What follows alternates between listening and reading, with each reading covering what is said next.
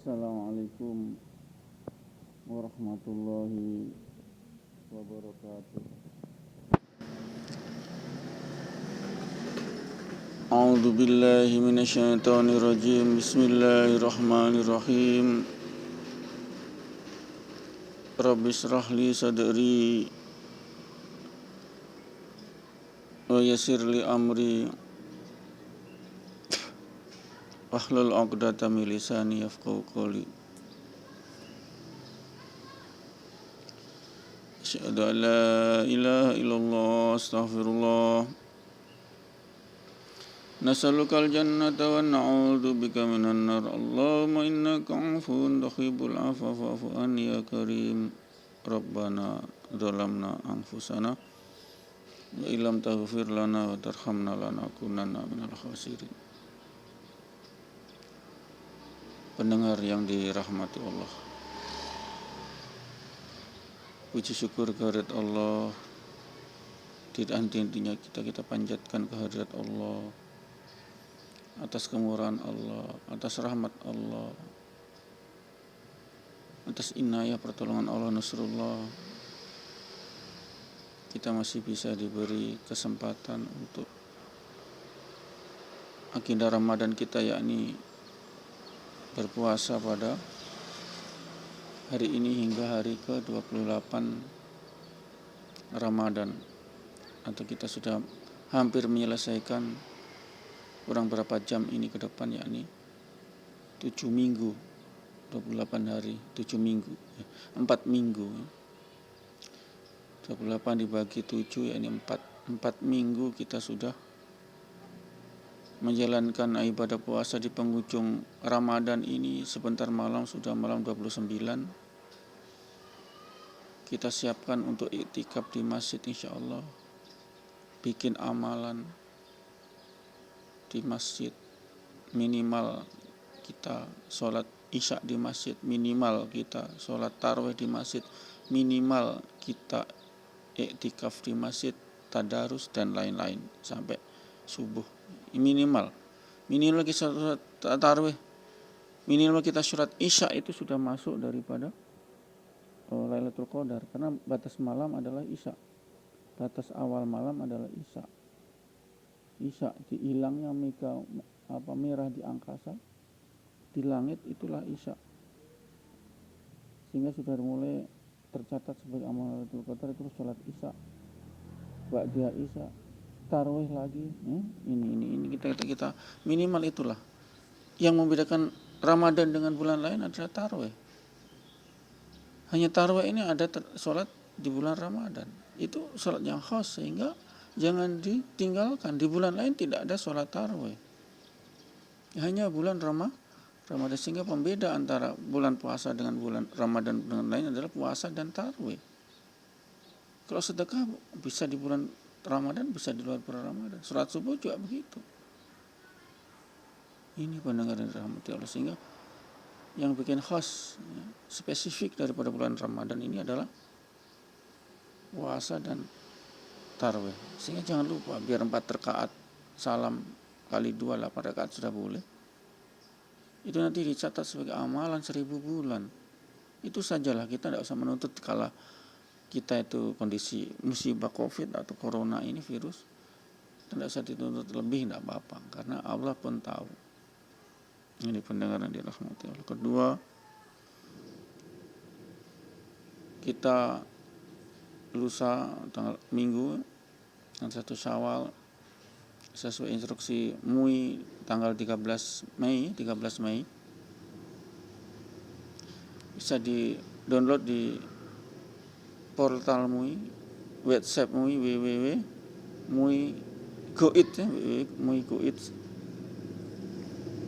Orit, www.mui.orit, bisa di-download itu tanggal 13. Instruksi MUI bahwasanya zona-zona yang tidak merah atau zona hijau bisa melaksanakan ibadah berjamaah Idul Fitri di masjid atau di lapangan per kecamatan ya. Zonanya itu per kecamatan.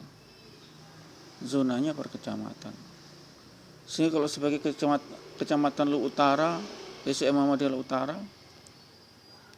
Sulawesi Timur mengatakan tidak ada positif corona di sini, sehingga melaksanakan. Kalau di Luwu, kecamatan Luwu,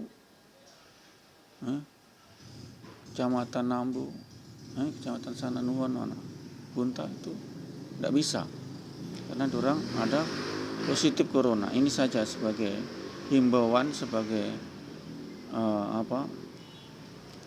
cuklak MUI pusat mengenai virus corona ini, ya ini ketika zona itu zona hijau bisa untuk melaksanakan ibadah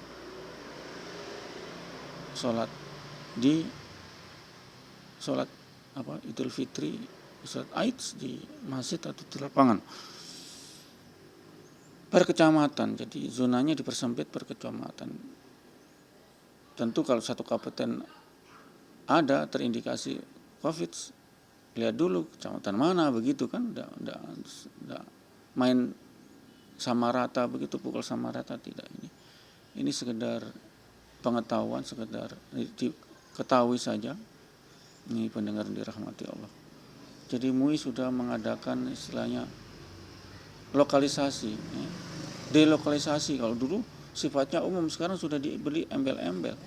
Ya, ini berkecamatan, hati-hati itu. Ini pendengar dirahmati Allah. Bisa di-upload atau di-download dari www.mui.org di tanggal 13 itu ya. Itu di laman MUI atau website MUI. Insyaallah itu sekedar pengetahuan saja.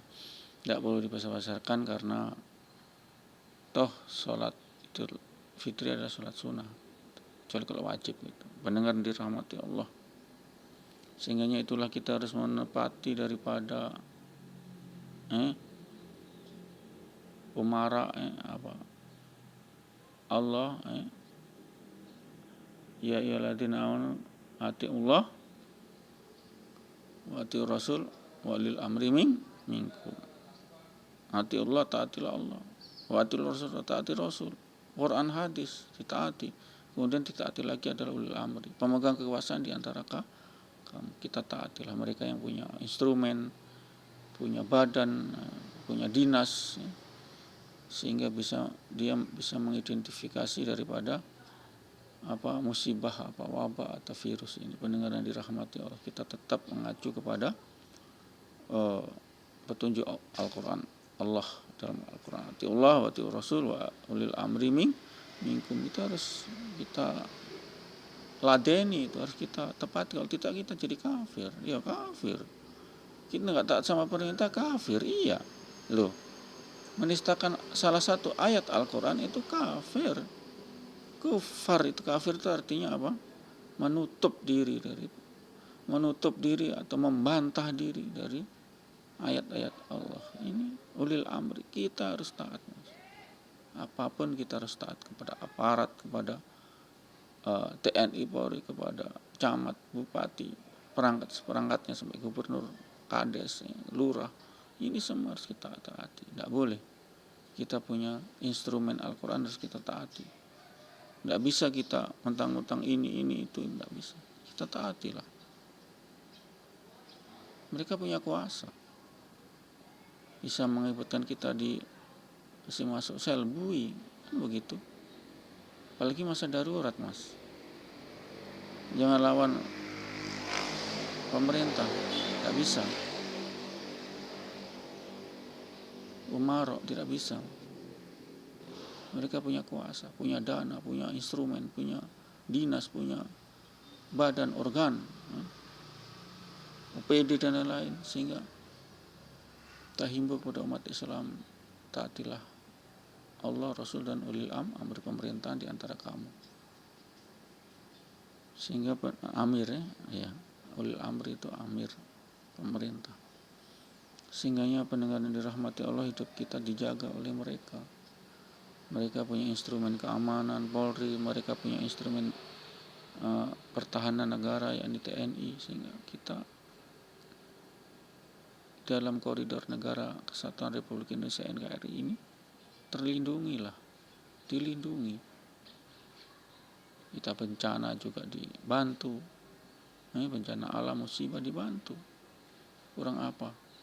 Kita punya negara ini, negara itu perlu negara itu perlu. Karena itulah yang menjamin hajat hidup kita. Hajat hidup kita dijamin, Mas. Tidak bisa, kita tidak boleh menentang oleh amri saya petunjuk Allah. Ini Al-Quran kok mau diapain? Ini pendengar yang dirahmati Allah, sehingganya ini termasuk daripada fikih siasat. Dan kita berdoa insya Allah diberi kemampuan daripada amir-amir kita, pemerintah kita, beri kekuatan untuk membawa bangsa ini menuju ke lebih sejahtera, lebih makmur, sehingganya tidak memberatkan ke asing. Oke lah, kita belum siap, tapi bukan begitu caranya mendatangkan investor tenaga kerja asing. Dicaploklah kekayaan alam kita, tidak bisa itu. Soekarno bilang lebih baik kita mendidik rakyat, pemuda-pemuda kita dulu, untuk kita dirikan perusahaan, bukan semua gue yang datangkan dari Cina dan lain-lain. Itu bukan begitu. Itu bukan amanah pendiri bangsa, awas. Kalau amanah pendiri bangsa, sang founding father pendiri bangsa ini, Soekarno, Profesor Muhammad Yamin, Profesor Karim Muzakir, Kasman Singodimojo, A.A. Maramis, I Gede Anak Agung, kemudian A.A. Amijaya dari Bandung, semua kan. Ini semua telah memberi amanat bangsa ini, kita jaga kekayaan alamnya. Jangan diobral dengan harga murah. Kita punya etika dalam mengelola sumber daya alam Republik Indonesia. Semua dikasih habis, bagaimana? Ini pendengar yang dirahmati Allah, sehingga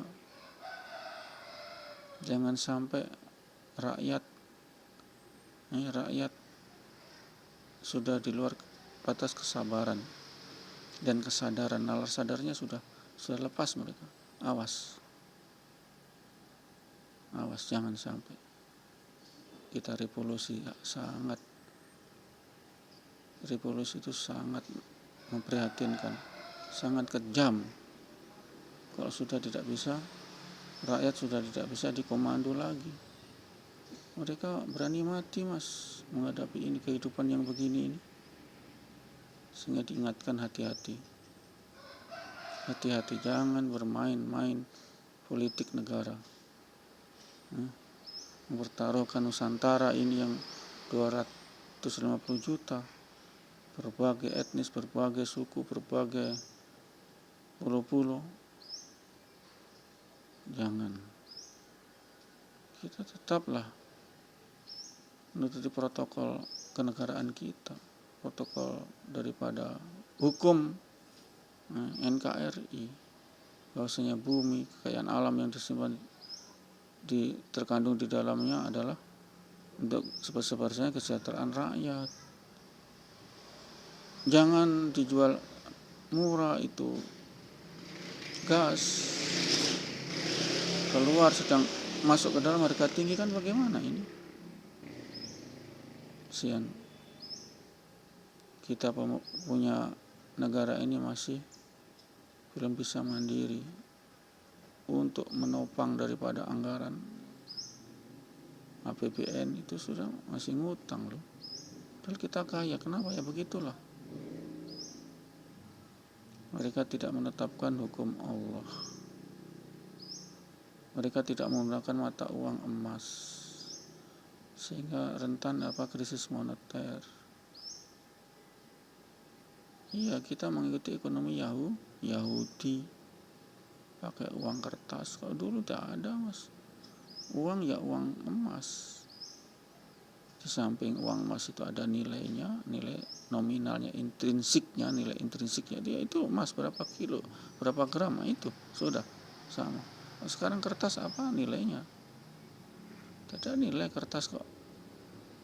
Soalnya emas kan ada nilai ini, pendengar di antaranya itulah, sehingga inflasi sangat begitu mengkhawatirkan. Inflasi terus, rupiah dari dulu rupiah turun terus. Kalau emas kita tidak turun, naik. Ini namanya adalah ekonomi liberal kapital. Sudah begitulah. Ekonomi Yahudi itu sudah begitulah. Kenapa? Ya begitulah, karena umat Islam sendiri tidak aplikasikan daripada emas dan perak sebagai mata uang. Itu hadis itu. Hadis lu. Hadis itu apa? Perbuatan Nabi apa? Perbuatan Nabi. Uangnya apa? Uang emas, perak. Perbandingan 1:7 kan, 1 gram emas sama dengan 7 gram perak. Dinar, emas. Dirham, perak. Gitu. Itu saja kenapa begitu? Ya itulah karena tidak sunnah Rasul.